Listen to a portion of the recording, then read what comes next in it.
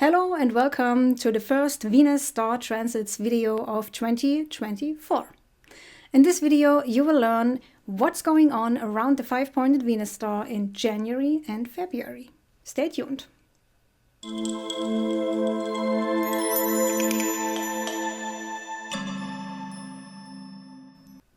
Welcome back. My name is Sindy. I'm an astrologer and I do birth chart and life cycles readings. I'm also teaching astrology and I love to talk about the 5-pointed Venus star. If you are new to the Venus star, I will shortly explain how it is created so you understand what we are talking about. Let's start by taking this board, and as everything starts with the circle of unity, of which the zodiac is a representation of. Now, as the planets travel around the zodiac, they will meet each other. And in the Venus star, we are concerned with the conjunctions, the meetings of Venus and the Sun. So some are where, when Venus and the Sun travel around the zodiac, they will meet. And let's say this is maybe this point. So they conjoin here. And 9.5 months later, they again meet. Let's say at this point. Then another 9.5 months, they will meet again, maybe here. And again, 9.5 months later, they will meet here. And the 5th time, they will meet here. And then what happens is they meet again around the same spot they met in the first time. So what happens is that those conjunctions happen around the same places in the zodiac. Also, the conjunctions alternate. We have two different kinds of conjunctions. We have the so-called interior conjunction and the exterior conjunction. The interior conjunction is the one where Venus is between the Sun and the Earth. And the exterior conjunction is the one where Venus is behind the Sun as seen from planet Earth. And the conjunctions alternate. So let's say if that was an interior conjunction, then we would have an exterior conjunction, then an interior conjunction, exterior conjunction, interior conjunction, and then exterior conjunction. So it alternates while Venus and Sun travel around the zodiac. Also, Venus has two phases. So the interior conjunction gives birth to Venus as the morning star. The exterior conjunction gives gives birth to Venus as the evening star. So if that would be the conjunction where Venus was rising as the morning star, she would be the evening star in this phase, the morning star, the evening star, and the morning star. Now, how do we get the 5-pointed star? That's easy. We connect the dots of the same phase.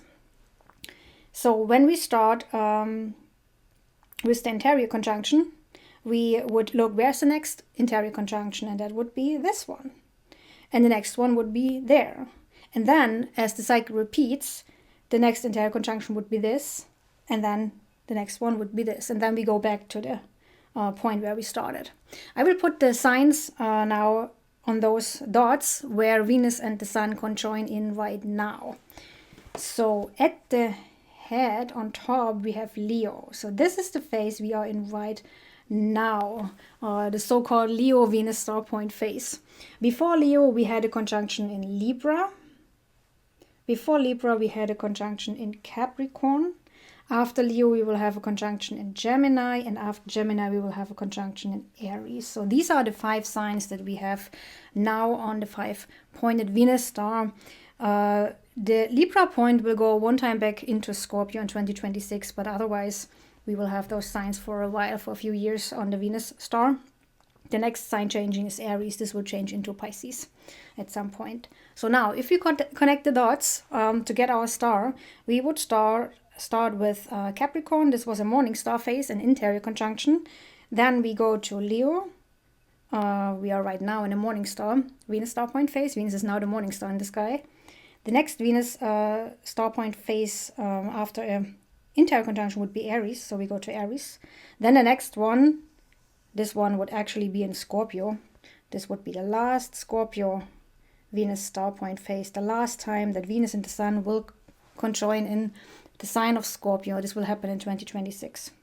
From there we go to Gemini, and then we go to Capricorn, and then the cycle repeats.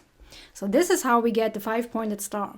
And you too have this 5-pointed star in your birth chart, but the signs, they might be different. You might not have Capricorn on your Venus star. You might actually have the point that it comes before Capricorn on the Venus star. So before Venus and the Sun conjoined the first time in Capricorn, which happened in 1986, the Venus-Sun conjunctions happened in Aquarius. So if you're born before the mid-80s, you have Aquarius instead of Capricorn. So this is one example. And this is important because the transits in January and February are actually traveling through Capricorn and Aquarius. So you have one of those signs on your 5-pointed Venus star, and you just need to figure out what is the sign, and you know what it actually will mean in your life, because the 5 points also have their own significations. So we have the star actually as a representation of the human body. We have a head, we have 2 hands, we have 2 feet. So it is important to know where on the 5-pointed star you have Capricorn or Aquarius. Is it the head? Is it one of the hands or one of the feet? So this is the 5-pointed star right now. Now let's get into what's happening actually in January and February. Let's build this star.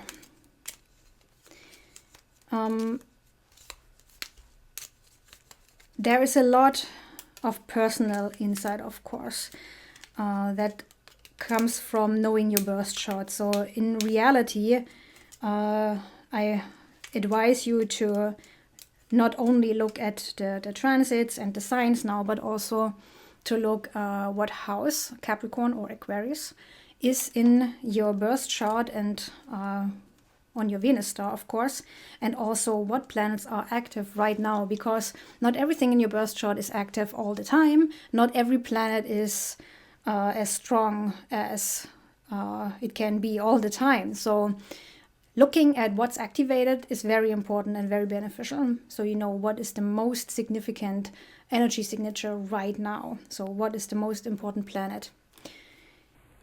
This is the star, the 5-pointed star, and in December we had a lot going on in the sign of Scorpio. That is part of almost everybody's Venus star.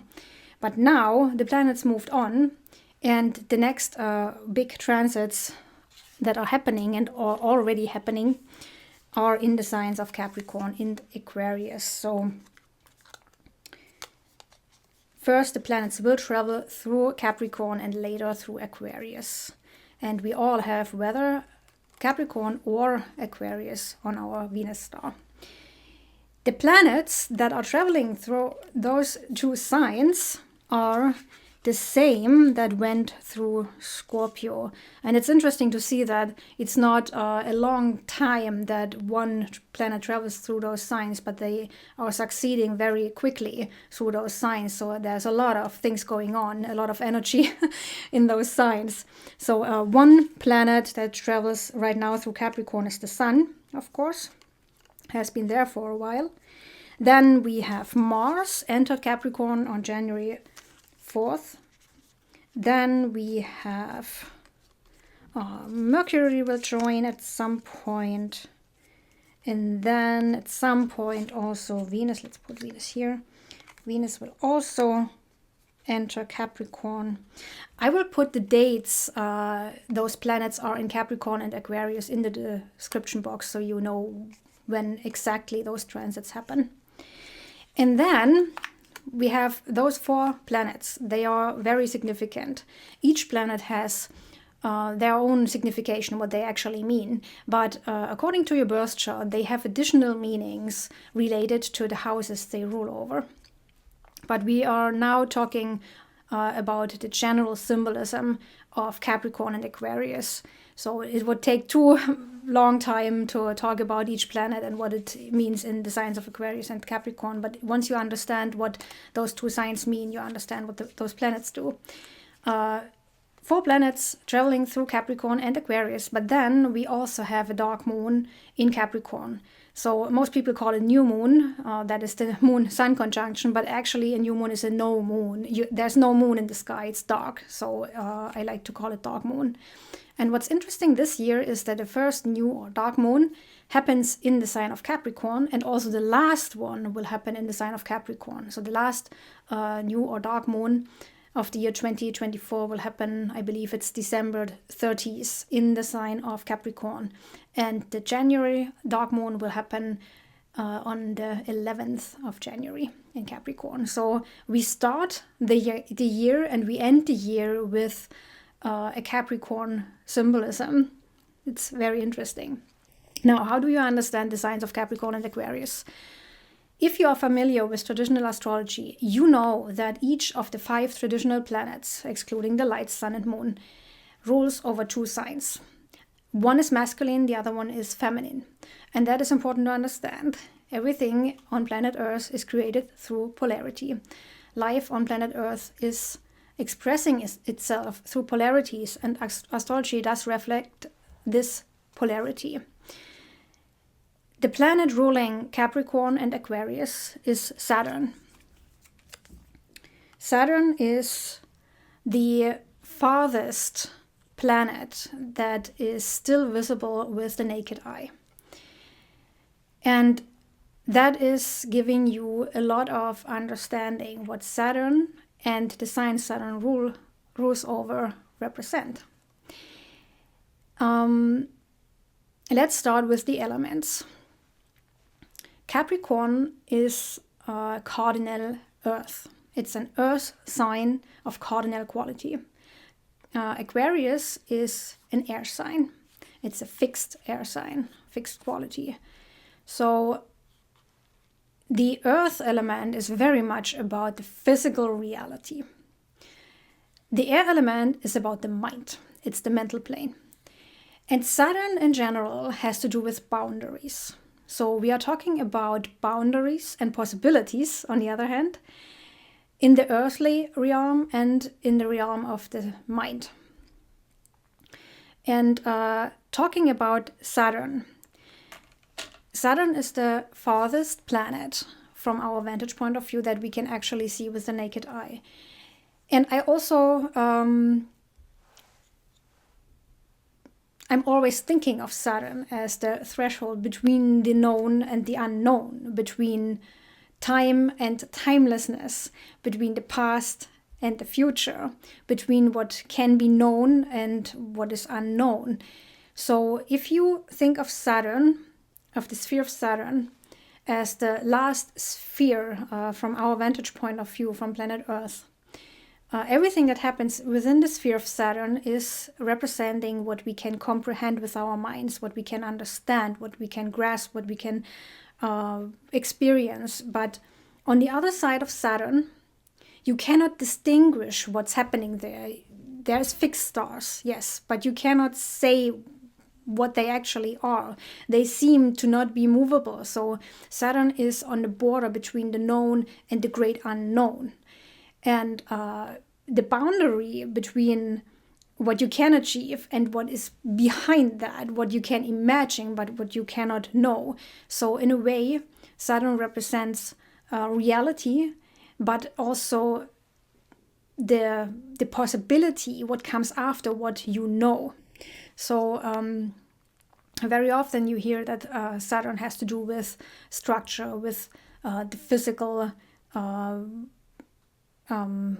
with physical objects even, and Saturn is representing in a way the hard structure of our bodies, so our teeth, our bones. But Saturn also has very much to do with the mind and with possibilities. And it's interesting to think about what the ancients thought how the soul incarnates into the body. So the idea was that the soul travels through the spheres of the planets, coming down to planet Earth, mingling with the body in the final moment when you take your first breath. And reversely, when your body dies, the soul detaches itself from the physical body and goes back through the 7 spheres of the planets. And now think about what sphere is the first and the last. when your soul incarnates, the first sphere it travels through is the sphere of Saturn. Then comes Jupiter, Mars, and so on. And when your soul leaves again, detaches itself from your body, the last sphere is the sphere of Saturn. So the sphere of Saturn is the first and the last. And what I also want to say is that what I was talking about, the polarity or the polarity life expresses itself through, comes also through the polarity of the signs. So you have Leo as the polarity of Aquarius, and then you have Cancer as the polarity of Capricorn. So both lights, the sun rules Leo and the moon rules Cancer. Those two lights are ruling the planets that are in opposition to the signs that are ruled by Saturn. Did I say this right? Or let me show you. So we have Cancer and we have Leo, and then we have Capricorn and we have Aquarius, and those signs are in opposition to each other, and Saturn rules the signs on one side and the lights are ruling the signs that are on the other side. So it's about light and dark. And when we talk about the Great Mother, I'm always actually thinking about Saturn. Many people would think about the moon as the representation of the mother, but when you think where everything starts in the darkness. And Capricorn, for example, is the sign that is the southernmost sign on the ecliptic. So when the sun reaches Capricorn, it's at a still point. It's at the lowest point. We have the shortest days, we have the longest nights, and you can make a point that actually the year starts at the winter solstice, at the Capricorn ingress, when the sun reaches the sign of Capricorn.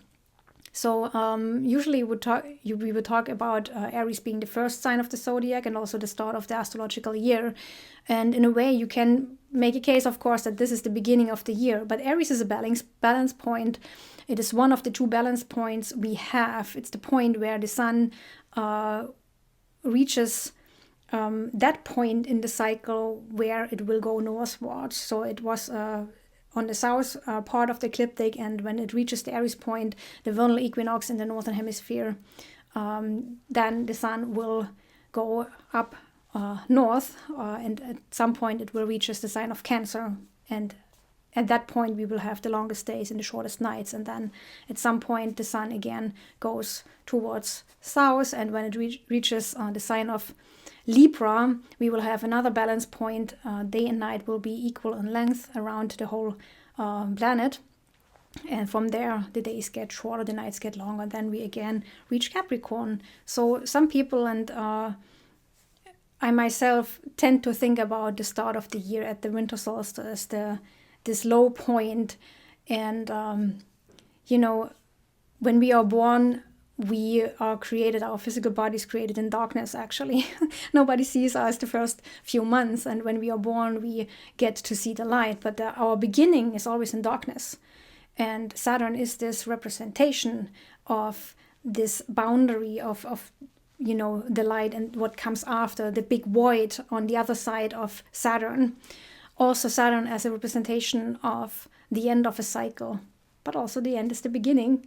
So there's a lot of things to understand with Saturn, and a lot that I feel we are presented now with insight into the big cycles of life. Where's the beginning? Where's the end? What comes after? What can we reach? Where are our boundaries? Not only physical, but also mental boundaries, and the great possibilities. So if you think of the signs, Capricorn is very practical. The Earth here, the Earth is always in the center. Capricorn is very much about the physical creation, about physical structure, but then Aquarius is more about what could be, what's on the other side. And I personally always think of both signs as representing that which is within the sphere of Saturn. So everything When you think Saturn is the last sphere, all the other planets are traveling within the sphere of Saturn. Saturn sees it all. And by the way, it doesn't matter if you put the Sun or the Earth in the center. Saturn is always the final planet traveling around all the others. So everything within that sphere is a bit like Capricorn. You can comprehend it, you can understand it, you can have structure and order. Capricorn is about order. And Aquarius is what comes after Saturn, after the sphere of Saturn, the big outer space, and also the void, actually, where we all came from. So yeah, these are the ideas that came to my mind that I wanted to talk about when we are facing those planets all traveling through Aquarius, and each planet has their own message. Each planet has a say in what you will receive during this time, and depending on where Aquarius or Capricorn is on your Venus star and in your birth chart, and if you have planets there or angles, the ascendant, for example, of course, this all will alter how you experience this time. There's something else I want to tell you, a tip I have for you. Some people try to understand the quality of time through mythology, and I'm over and over again pointed to one particular figure in Finnish mythology, and actually she showed up in a tarot reading I did for this year, and I was just asking what I should concentrate on, what I should work on, and again she appeared. She's Louhi.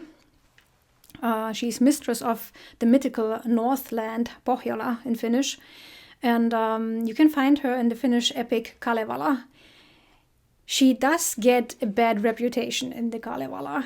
You have to read the Kalevala also against the backdrop of the culture and the religious understanding of deities and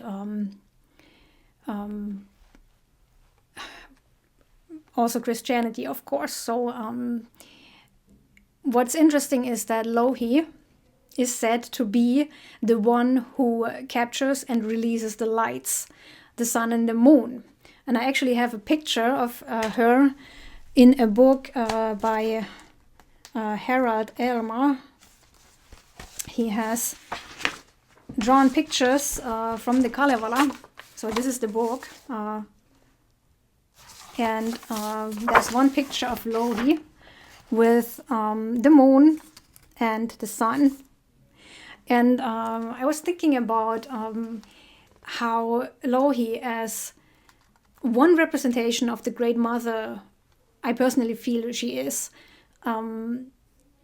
If she is in hold of the lights, she is also the giver of life and the taker of life, and that is what the Great Mother is. She orchestrates the whole cycle of birth, of living, growing, of decaying and dying and being reborn. So I clearly feel that Louhi, although there's very much negative talk about her, she actually is a representation of the Great Mother, and she is very Saturnian, and you can see both significations of Capricorn, of Aquarius, and Saturn in her behavior. She is a matriarch. She takes good care of her people. She is a healer. She's also a witch. She knows secrets. She's a shaman. She can transcend. She's an interesting figure. So if you are interested in understanding the quality of time and the possibilities, the messages that I personally feel want to come through, you might want to study Louhi. And of course, there are other figures also in mythology that are representing the Saturnian, Aquarian, and Capricornian energies. So, yeah, one final word with Saturn and the two signs ruled by Saturn is necessity. I always see that the Saturn transits in astrology, but also the signs of Aquarius and Capricorn have very much to do with necessity, with the need to to do something, or the need to experience things that you cannot alter. So usually these are not the most pleasant experiences.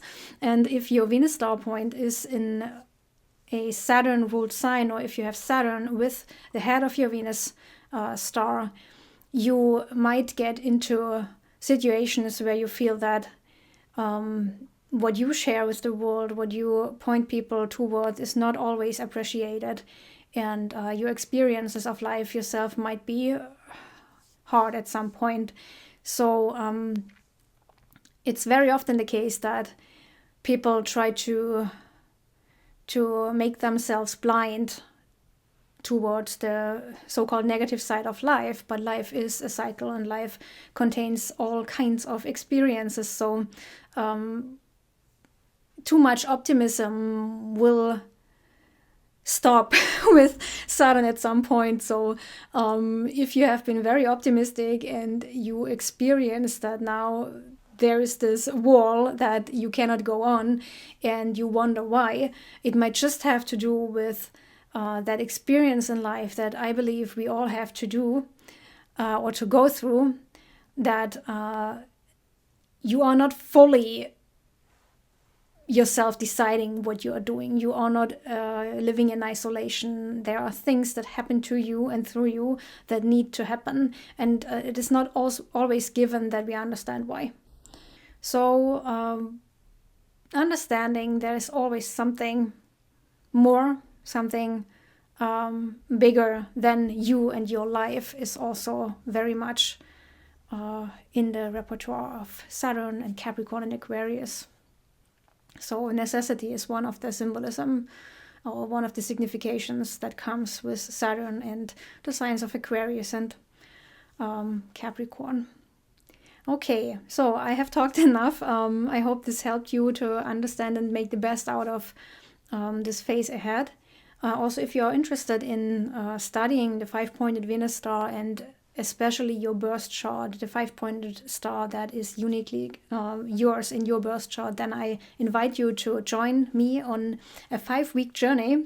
I'm teaching the Venus star course this year from 7th April to May 12th. So we are studying the Venus star in depth. We are studying your chart, and it's my hope that this will be a tool that helps you to understand life and to grow within the frames that destiny has given you more and more, and that you gain more understanding and trust in the divine. So yes, this was all I wanted to say today. I hope you enjoy a beautiful January and an insightful February, and I will see you in the next Venus star transits video. Bye bye.